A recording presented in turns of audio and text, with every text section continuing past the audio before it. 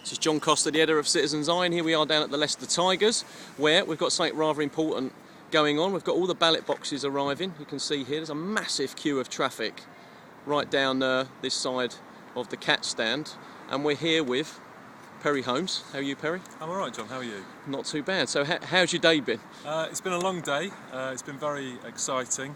Started before 7.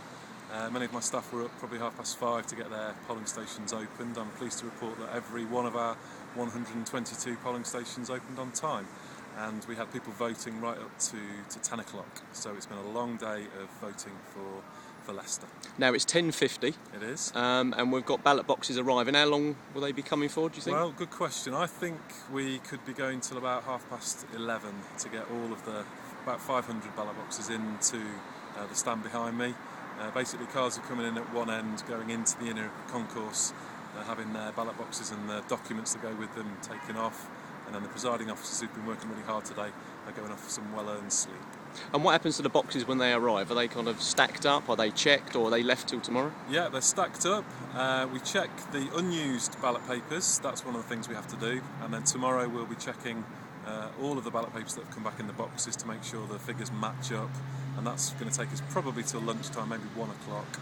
And then we start the exciting bit, which is to count the votes for the relevant candidates in each of the 4 elections that we've got. Now, did all your polling stations open on time at 7 o'clock? They opened on time, I'm pleased to say, yeah. And staff look very perky. I got round to about 16 of the 22 wards today. Let's have a quick look over your shoulder. Here's one of these vehicles coming out of the concourse. So they've it. dropped their box off and then they're heading off home for some sleep. Yeah? Some of these presiding officers and staff will be coming back tomorrow to help us to count, so it'll be a long 48 hours for them. Okay, and what time do you actually start tomorrow? Okay, staff will start getting here for about 7 a.m.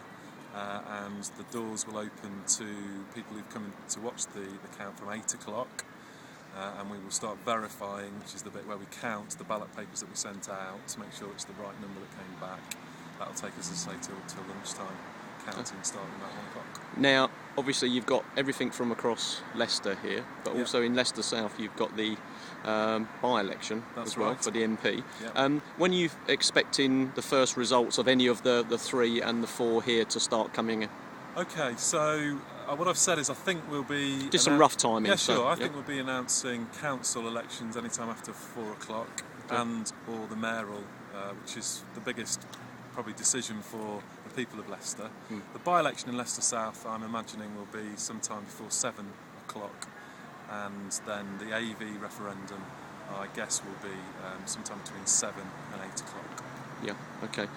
What's your role tomorrow? Because I remember when we covered speaking to you last year at the national election, obviously you were talking, well, rather light-heartedly about that it really is your neck on the line, and if something goes wrong, you know, ultimately you could end up in prison. We did chuckle about it at the time, but you've had the national one, the by-election, and now you've got the census and now this. I mean, it was quite a stressful 12 months from you and when you arrived. Well, thank you very much, John. It's fair to say, seeing all the people that are turning up tonight and people behind me inside Tigers, this is a team effort, and it won't succeed without a massive team to do that. You know that I'm personally responsible for all of those elections that you've referred to, and I'm for the referendum, it's the Electoral Commission that are running that, and they've appointed me to look after here in Leicester. So I'm responsible, but it's fair to say we've got a team of nearing 600 people that will make the election work, and tomorrow it's about 500 counters to count what votes have been cast. And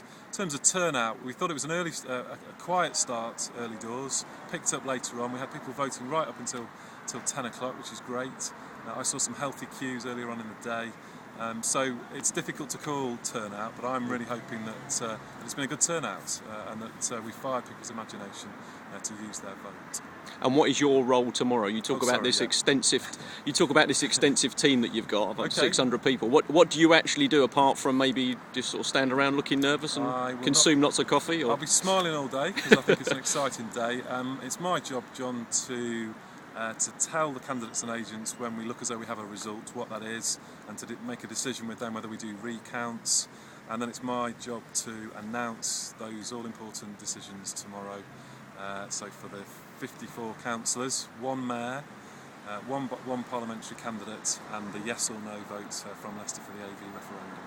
Okay, now I'm not going to go chasing around after sort of, quotes or what you think or who said what or anything like that. I mean, let's ask a question which most people probably don't think about. What happens to all the ballot boxes and all of the papers after the count? Do you have to keep them for a certain time in case they're queried and things like that? Absolutely. We once we finish a count, and if we're able to do it discreetly, we'll close that down. That means putting the ballot papers in a safe container, and then we'll shift those to a place where we'll hold them, as you say, for the statutory periods until the 21 days challenge an election have gone and the other periods that apply in terms of expenses.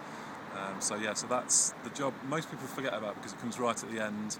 So if we're still here tomorrow night at say 9 o'clock, there'll still be that task to do, and we've got officers that will come and do that for us, and I'm grateful to them for that because it's the last bit when hopefully most people will be going home.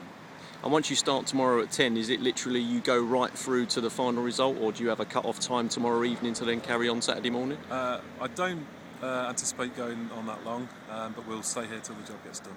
Excellent. Perry, thank you very much and good luck tomorrow. Thanks, John.